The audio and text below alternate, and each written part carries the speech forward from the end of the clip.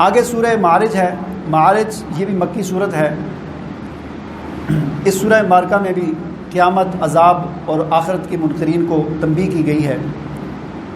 فرمایا کہ سأل سائل بعذاب واقع، ایک سوال کرنے والے نے سوال کیا ہے واقع ہونے والے عذاب کے بارے میں. یہ ایک شخص کی طرف اشارہ ہے، نضر بن حارث. یہ ایک تھا، وہ سردار تھا. اس نے حضور نبی کریم صلی اللہ علیہ وسلم کو کہا کہ آپ کہتے ہیں کہ عذاب آئے گا، اللہ کا عذاب آئے گا، تو کب آئے گا؟ آپ لائیں عذاب کو، ہم انتظار کر رہے ہیں کہ وہ عذاب کیوں نہیں آتا. اور بلکہ اس نے کہا کہ اللہم ان کان ھذا ھو الحق. اس نے غلاف کعبہ کو پکڑا، خانہ کعبہ میں غلاف کعبہ کو پکڑ کر اس نے کہا کہ اللہم ان کان ھذا ھو الحق، اے اللہ اگر یہ محمد اگر حق پر ہے تو فامطر علینا حجارۃ، تو ہم پر پتھر برسا، او ائتنا بعذاب علیم، یا ہم پر عذاب لیا. اس نے غلاف کعبہ کو پکڑ کر یہ بات کہی. تو اللہ تعالیٰ نے پھر یہ صورت نازل فرمائی کہ یہ ایک سوال کرنے والا سوال کرتا ہے عذاب واقع ہونے والے عذاب کے بارے میں. للکافرین لیس لہ دافع، فرمایا کہ وہ عذاب جب آئے گا نا تو یہ کافر جو ہے اس کو روک نہیں سکیں گے. من اللہ ذی المعارج تعرج الملائکہ.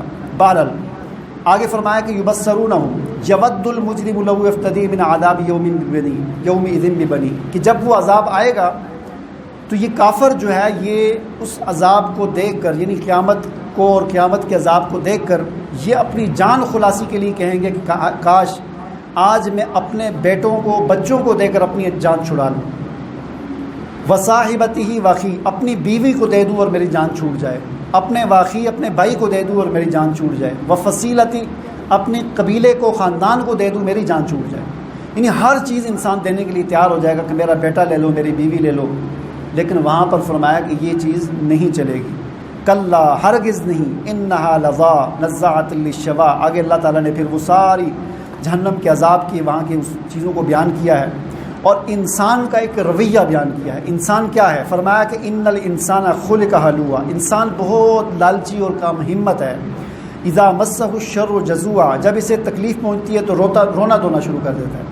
وَإِذَا مَسَّهُ الْخَيْرُ مَنُوعًا، لیکن جب اسے خوشی ملتی ہے، اللہ کی طرف سے کوئی انعام ملتا ہے تو پھر اللہ کو بھی بلا دیتا ہے، بخیل بن جاتا ہے.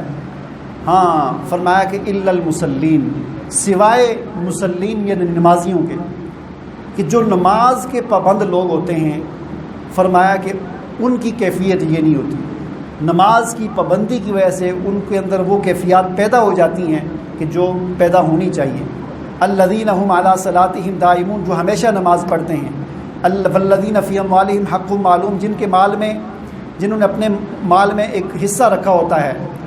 للسائل والمحروم، سوال کرنے والے کے لیے بھی اور محروم کے لیے بھی. والذین یصدقون بیوم الدین، جو صدقہ کرتے ہیں قیامت کے دن کے لیے. یہ سارے اللہ تعالیٰ نے اوصاف بیان کیے کہ یہ اوصاف ہوتے ہیں نمازیوں کے اندر اور ہونے چاہیے.